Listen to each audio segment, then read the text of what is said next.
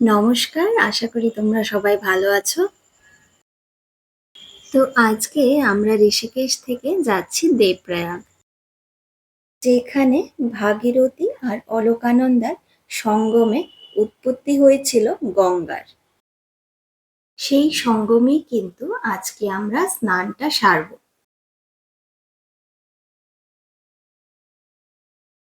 ঋষিকেশ থেকে দেবপ্রয়াগ মোটামুটি ৭০ কিলোমিটারের মতো পথ। তো আমরা ভেবেছিলাম মোটামুটি ২-২.৫ ঘন্টার মধ্যে পৌঁছে যাব। কিন্তু রাস্তায় জানো তো এত লম্বা ট্রাফিক ছিল যে আমাদের পৌঁছতে পৌঁছতে মোটামুটি ৪.৫ ঘন্টা সময় লেগে গেল। এই যে রাস্তার পাশে দেখতে পাচ্ছ লম্বা লম্বা টাওয়ারগুলো, এগুলো অ্যাকচুয়ালি বানজি জাম্পিং এর জন্য।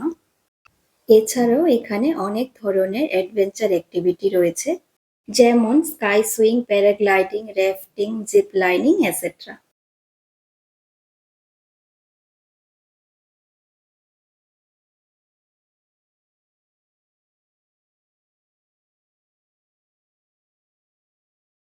তো আমরা এখানে ফাইনালি এসে গেছি। ওই যে দূরে দেখতে পাচ্ছ একটা ঝুলন্ত ব্রিজের মতো, সেটা দিয়ে কিন্তু আমরা হেঁটে এই পারে এসেছি। তো প্রথমেই ওরা বাবা ছেলে মিলে চলে গেছে ডুবকি দেওয়ার জন্য। আর দেখতেই পাচ্ছ এখানেও কিন্তু খুব ভিড় ছিল।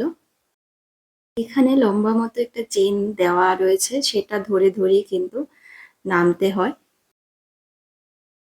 আর আমার ছেলে প্রথমে জল দেখে খুব খুশি হলেও যখনই ওর বাবার সাথে নামতে গেছে তখনই দেখলো যে জলটা খুবই ঠান্ডা। তার জন্য ও একদম চিৎকার করে চেঁচামেচি করে কাঁদছিল।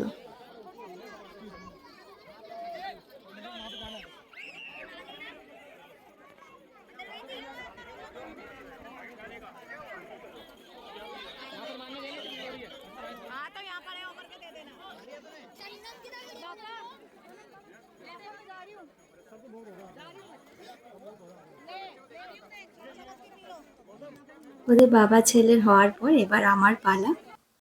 তো আমিও কিন্তু সঙ্গমে ডুবকিটা সেরে নিলাম। এই যে একটু হলদেটে রঙের জলটা দেখতে পাচ্ছ, এটা হচ্ছে অলকানন্দা। আর এই যে ব্লুইশ কালারের জলটা, সেটা হচ্ছে ভাগীরথী। এখানটাই দুটো নদীর সঙ্গম স্থল। তো অনেক দিনের একটি ইচ্ছে বলো বা স্বপ্ন আমাদের আজকে কিন্তু সেটি পূর্ণ হলো।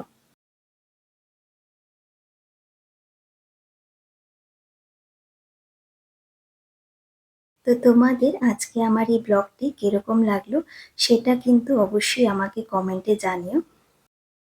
ভালো লাগলে পেজটিকে ফলো করে দিও আর একটা লাইক দিয়ে দিও।